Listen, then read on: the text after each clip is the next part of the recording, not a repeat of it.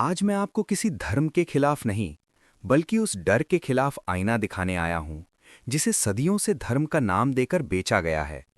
आज मैं उस आवाज की बात कर रहा हूं, जो पंडितों को चुभती थी, पोप को असहज करती थी और हर उस पुरोहित को डराती थी, जिसका धंधा इंसान की आस्था पर टिका है। वही आवाज थी ओशो की, जो साफ कहते थे कि ईश्वर से नहीं, ईश्वर के ठेकेदारों से सावधान रहो, क्योंकि इंसान को कभी ईश्वर ने गुलाम नहीं बनाया। उसे गुलाम बनाया उन लोगों ने जिन्होंने कहा कि भगवान तक पहुंचने का रास्ता सिर्फ हमारे पास है।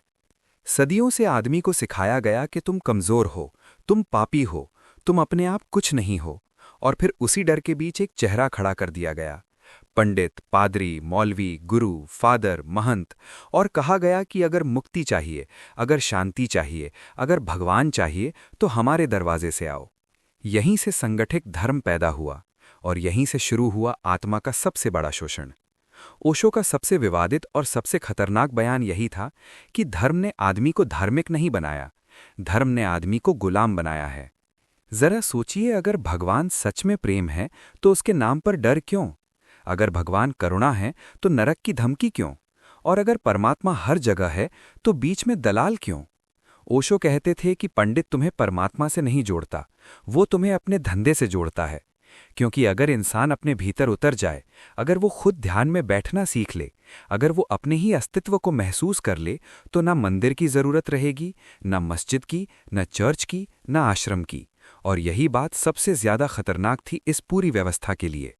ओशो धर्म के विरोधी नहीं थे, वे प्रार्थना के विरोधी नहीं थे, वे आस्था के विरोधी नहीं थे, वे सिर्फ उस सिस्टम के विरोधी थे जो तुम्हारी मासूम श्रद्धा को एक कैश मशीन में बदल देता है। उन्होंने कहा था कि जब भी कोई तुम्हें बताए कि भगवान क्या चाहता है, तो समझ लेना कि वो असल में खुद क्या चाहता है वही बता रहा है। क्योंकि पंडित कहता है दान दो, पुण्य मिलेगा, पादरी कहता है चर्च को दो, स्वर्ग मिलेगा, पुरोहित कहता है पूजा कराओ, हवन कराओ, वरना संकट आएगा। और हर जगह पाप और पुण्य के पैकेज बिकते हैं। छोटा पाप छोटा दान, बड़ा पाप बड़ा दान, और पूरा जीवन सुधारना है तो बड़ा आयोजन। ओशो का सीधा सवाल था कि अगर भगवान सच में सर्वशक्तिमान है तो उसे तुम्हारे पैसों की क्या जरूरत है? लेकिन ये सवाल पूरे धार्मिक ढांचे की नींव हिला देता है, क्योंकि अगर ये सवाल जाग गया तो सदियों से चल रहा कारोबार बैठ जाएगा। ओशो कहते थे कि धर्म का सबसे बड़ा हथियार डर है। पहले बचपन से सिखाओ कि तुम गलत हो, तुम में दोष है, तुम पाप लेकर पैदा हुए हो, और फिर धीरे से बताओ कि इससे बचने का एक ही रास्ता है, और वो रास्ता हमारे पास है।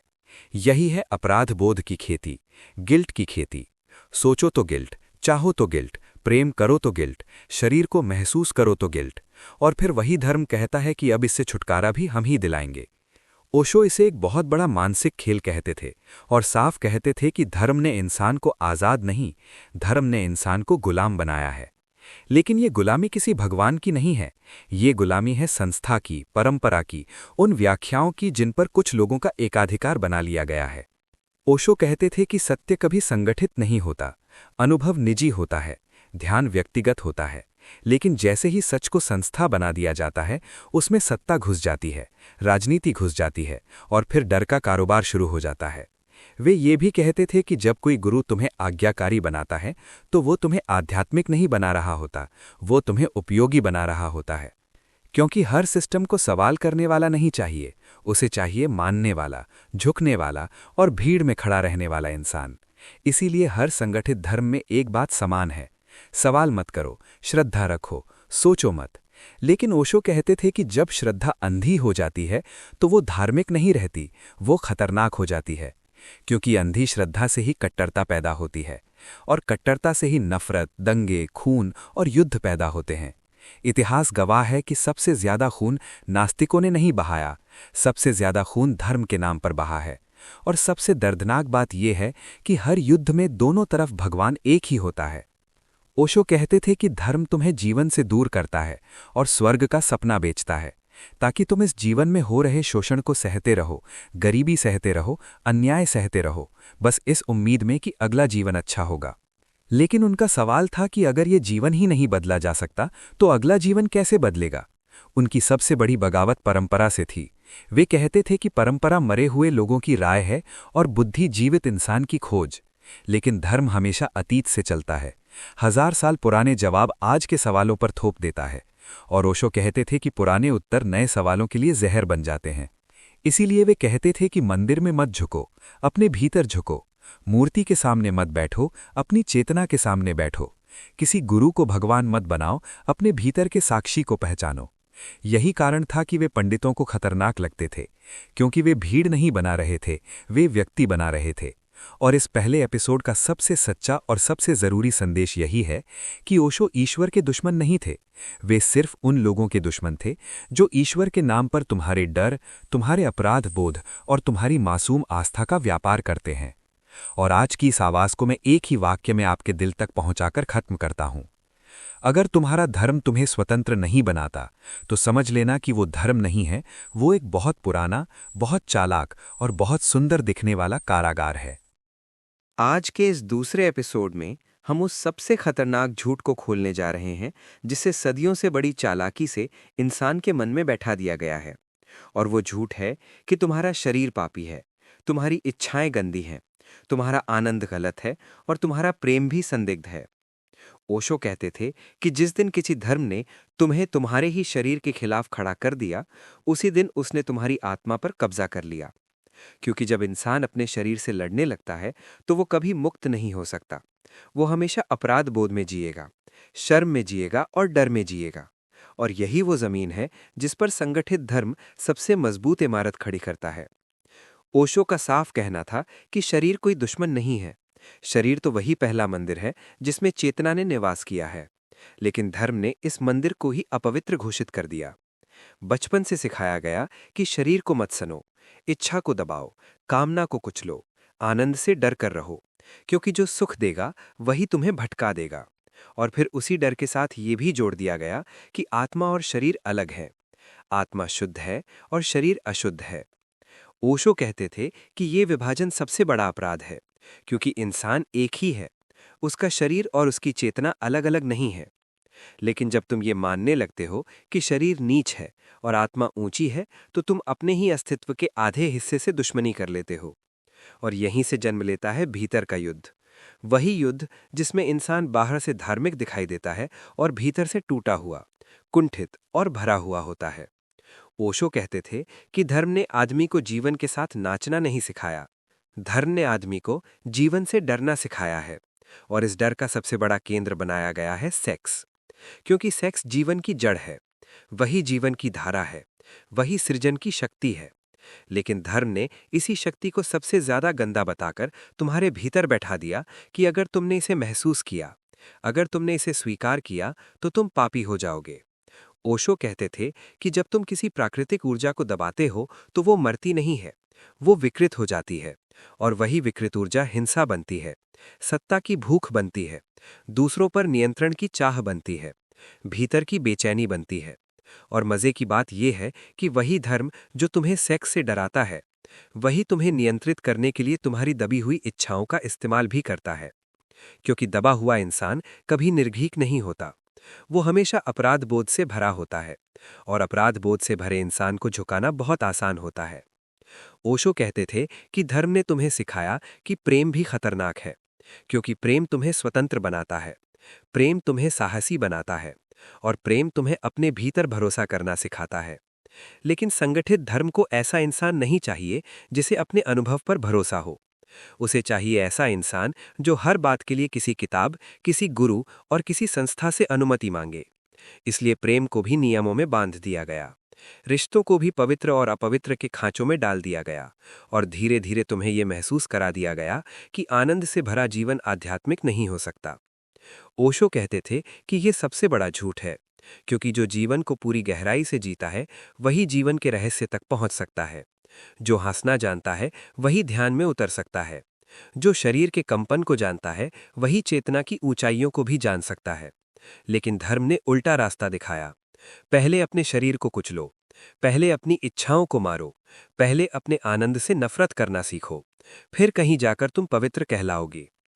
ओशो कहते थे कि ये आत्महत्या का आध्यात्मिक संस्करण है।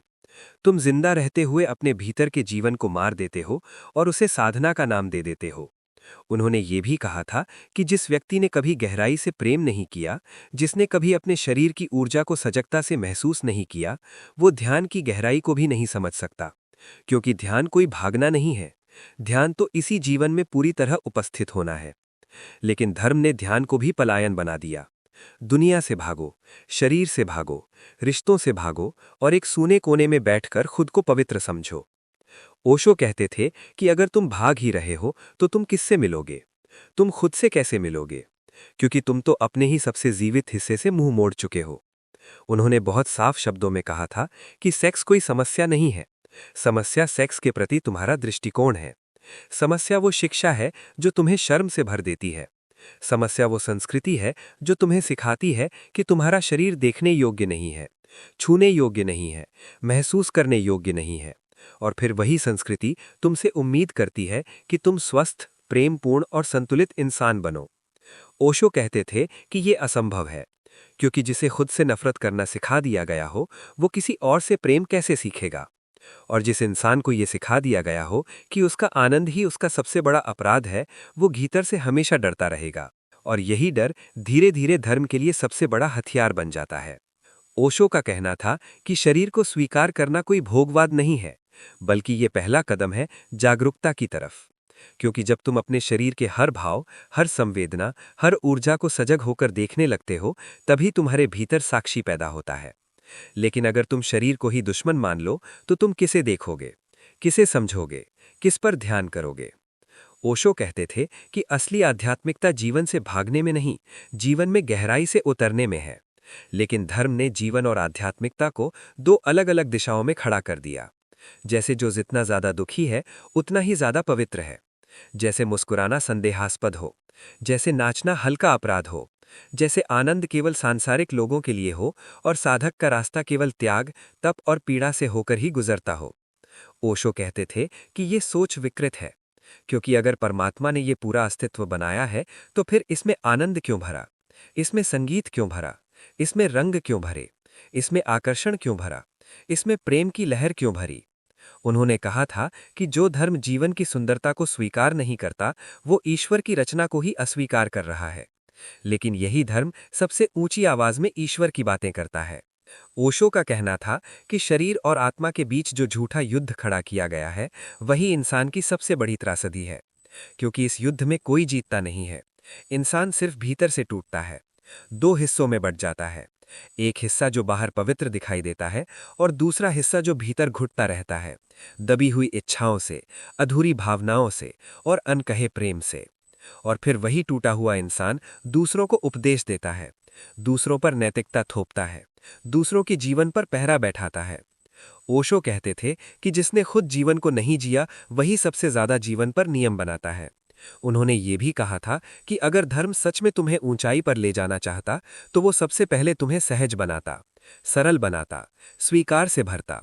लेकिन धर्म ने तुम्हें कठोर बनाया, अपराध बोध से भरा, भीतर से तनावग्रस्त और लगातार खुद से लड़ता हुआ बना दिया। इसलिए इस दूसरे एपिसोड का असली संदेश यही है कि पाप शरीर में नहीं है, पाप उस दृष्टि में है जो तुम्हें अपने ही अस्तित्व के खिलाफ खड़ा कर देती है। पाप सेक्स में नहीं है, पाप उस शर्म में है जो तुम्हें झुका कर रखती है। पाप आनंद में नहीं है, पाप उस व्यवस्था में है जो तुम्हें आनंद से डरना सिखाती है। और ओशो की ये बात आज भी उतनी ही खतरनाक है जितनी तब थी, कि जिस दिन इंसान अपने शरीर को सम्मान के साथ स्वीकार करना सीख लेगा, उसी दिन आध्यात्मिक गुलामी की आधी जंजीर अपने आप टूट जाएगी। क्योंकि जो खुद अपने भीतर सहज है, वही सच में स्वतंत्र है, और जो स्वतंत्र है, वही सच में धार्मिक हो सकता है। अब हम उस सबसे गहरे और सबसे चालाक जाल को समझेंगे जिसे ओशो ने बार बार उजागर किया था।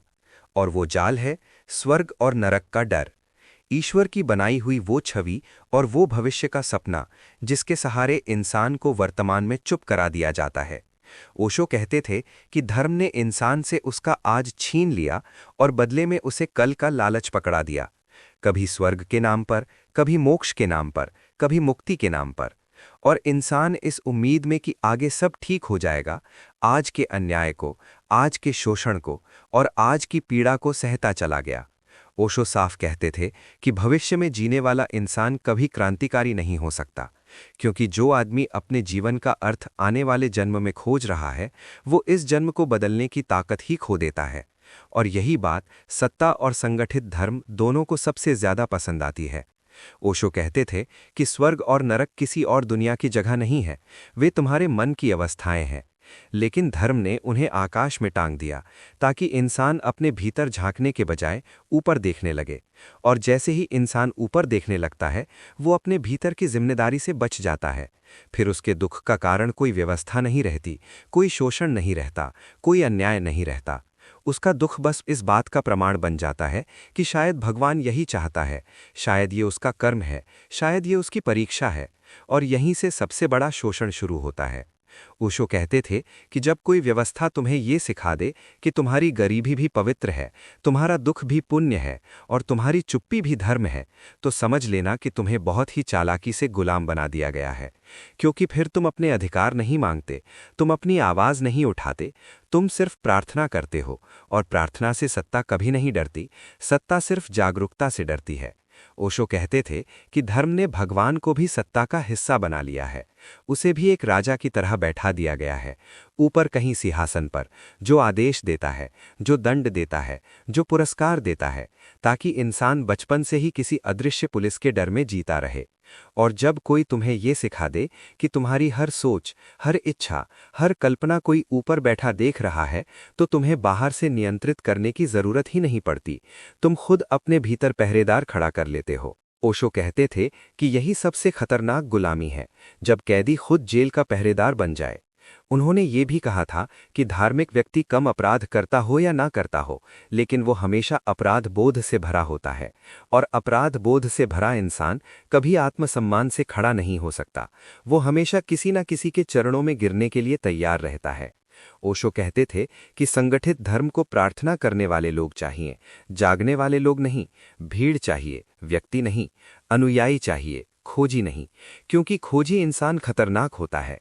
वो सवाल पूछता है, वो परंपरा को चुनौती देता है, वो किताबों से ज्यादा अपने अनुभव पर भरोसा करता है। और ओशो कहते थे कि जिस दिन किसी इंसान को अपने अनुभव पर भरोसा हो जाता है, उसी दिन वो हर धर्म के लिए सबसे बड़ी समस्या बन जाता है। इसलिए धर्म ने धीरे धीरे ये सिखाया कि अनुभव भरोसेमंद नहीं है। मन धोखा देता है, दिन भटकाता है, शरीर गुमराह करता है। भरोसा सिर्फ शास्त्र पर करो, सिर्फ परंपरा पर करो, सिर्फ गुरु पर करो। और इस तरह इंसान को अपने ही भीतर से काट दिया गया। ओशो कहते थे कि असली आध्यात्मिकता आत्मनिर्भरता है, लेकिन धर्म ने आत्मनिर्भर नहीं, आत्मनिर्भरता से डरने वाला इंसान बनाया है। क्योंकि जो खुद खड़ा हो जाता है, उसे सहारे की जरूरत नहीं रहती, और सहारे खत्म होते ही पूरा ढांचा हिलने लगता है। ओशो बार बार कहते थे कि ध्यान किसी भगवान से मिलने की तकनीक नहीं है, ध्यान खुद से मिलने की कला है। लेकिन धर्म ने ध्यान को भी लक्ष्य बना दिया। भगवान को पाना है, मोक्ष को पाना है, निर्वाण को पाना है। और जब लक्ष्य बाहर चला जाता है, तो इंसान फिर दौड़ में लग जाता है। वही दौड़ जो पहले पैसे के लिए थी, अब पुण्य के लिए हो जाती है। वही दौड़ जो पहले पद के लिए थी, अब स्वर्ग की सीट के लिए हो जाती है। ओशो कहते थे कि आध्यात्म में भी प्रतियोगिता सबसे बड़ा जहर है, क्योंकि जहां तुलना है वहां अहंकार है, और जहां अहंकार है वहां शांति नहीं हो सकती। लेकिन संगठित धर्म ने आध्यात्मिक अहंकार पैदा किया। मेरा धर्म श्रेष्ठ, मेरा ग्रंथ महान, मेरा रास्ता सच्चा और तुम्हारा रास्ता गलत। और यही श्रेष्ठता का भाव धीरे धीरे हिंसा में बदलता है। ओशो कहते थे कि दुनिया में जितने भी संघर्ष हैं, उनके पीछे कहीं ना कहीं ये भाव छिपा है कि मेरा भगवान सही है और तुम्हारा भगवान गलत। जबकि सच ये है कि भगवान को लेकर लड़ने वाले दोनों ही भगवान को नहीं जानते, क्योंकि जिसने सच में जीवन की गहराई को छुआ होता है, उसके भीतर किसी को गलत साबित करने की भूख नहीं बचती। ओशो कहते थे कि सच्चा धार्मिक व्यक्ति वो नहीं है जो मंदिर में दिखे, मस्जिद में दिखे या चर्च में दिखे। सच्चा धार्मिक व्यक्ति वो है जिसकी चेतना में करुणा स्वाभाविक हो, प्रेम सहज हो और समझ बिना प्रयास के बहती हो। लेकिन धर्म ने नैतिकता को नियम बना दिया, ये करो, ये मत करो, ये सही, ये गलत। और ओशो कहते थे कि नियम से पैदा हुई नैतिकता नकली होती है, वो डर पर टिकी होती है। जैसे ही डर हटता है, नैतिकता भी गिर जाती है। लेकिन समझ से पैदा हुई करुणा कभी गिरती नहीं।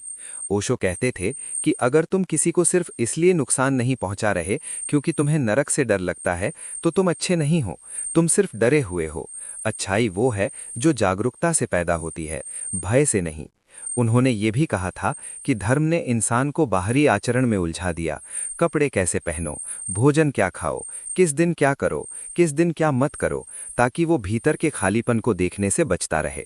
क्योंकि भीतर का खालीपन दिखाई दे गया तो फिर इंसान सवाल पूछेगा कि मैं क्यों जी रहा हूँ, मैं किस लिए जी रहा हूँ और मेरी जिंदगी का अर्थ क्या है। और ये सवाल धर्म को असहज कर देता है, क्योंकि इन सवालों का जवाब किताबों में नहीं मिलता। ये जवाब सिर्फ मौन में उतरने से मिलते हैं। ओशो कहते थे कि मौन खतरनाक है संगठित धर्म के लिए, क्योंकि मौन में कोई पंडित नहीं बोलता, कोई गुरु आदेश नहीं देता, कोई किताब निर्देश नहीं देती। वहां सिर्फ तुम होते हो और तुम्हारा होना होता है, और यहीं से असली क्रांति शुरू होती है। ओशो कहते थे कि ध्यान का अर्थ है बिना किसी भय के, बिना किसी लालच के, बिना किसी स्वर्ग की आशा के और बिना किसी नरक के डर के इस क्षण में पूरी तरह जाग कर जीना। लेकिन धर्म ने जागने को भी भविष्य में टाल दिया। अभी नहीं, बाद में। पहले सुधार लो, पहले योग्य बनो, पहले पवित्र बनो, फिर ध्यान करना, फिर भगवान मिलेगा। और इस तरह इंसान जीवन भर तैयारी ही करता रह जाता है, जीना कभी शुरू ही नहीं करता। इसलिए इस तीसरे एपिसोड का सबसे गहरा संदेश यही है कि स्वर्ग और नरक का सपना तुम्हें जीवन से दूर करने का साधन बन गया है।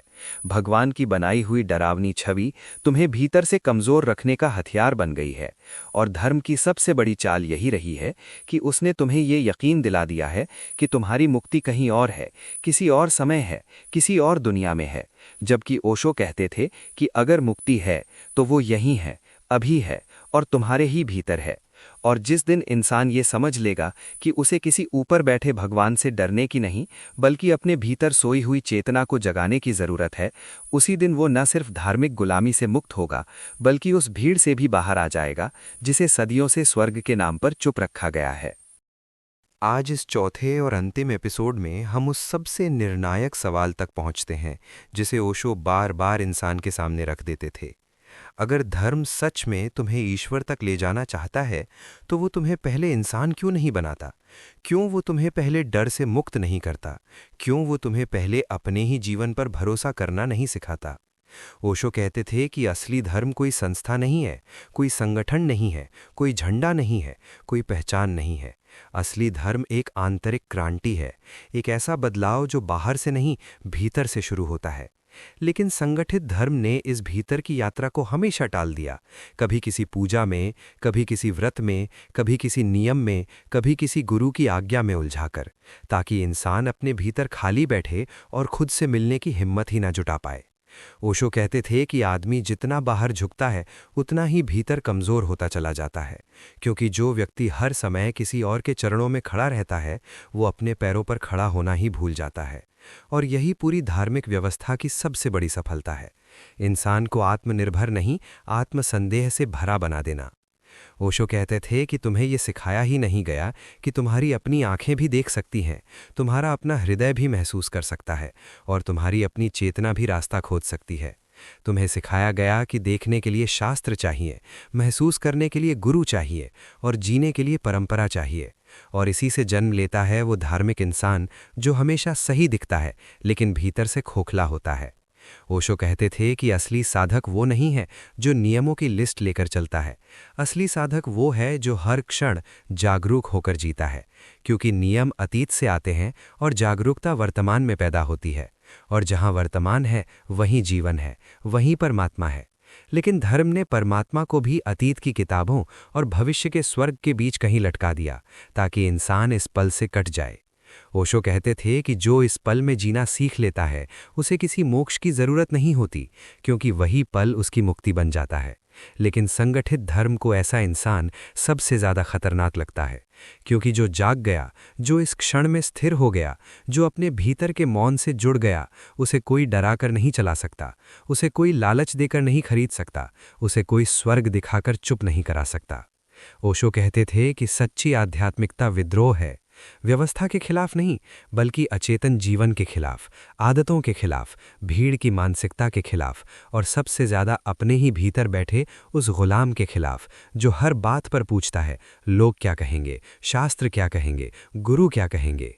ओशो कहते थे कि जब तक तुम्हारे फैसलों में लोग बैठे हैं तब तक तुम धार्मिक नहीं हो सकते, तुम सिर्फ सामाजिक हो सकते हो। और समाज ने कभी किसी को मुक्त नहीं किया, समाज ने सिर्फ सुविधाजनक इंसान पैदा किए हैं।